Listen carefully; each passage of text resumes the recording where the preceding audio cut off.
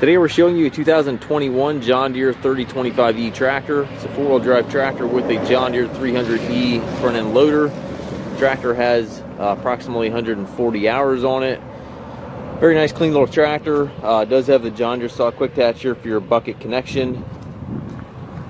Tractor is rated at 24 horsepower, so it is horsepower rating is under the requirements for the emission system, so it's none of the tier 4 emission systems on the tractor. It does come with the balance of the factory warranty. Has extendable 3-point arms back here, which are nice, a nice little addition there. Drawbar and top link are both with the machine. Has a foldable rollover bar. Very nice clean tractor, as you can see. Looks like the warranty runs into 2027. We do take trades. We also offer financing for qualified customers. We also can arrange delivery here within the U.S. If you have any questions regarding this tractor or any other used machines, please contact us at masttractor.com.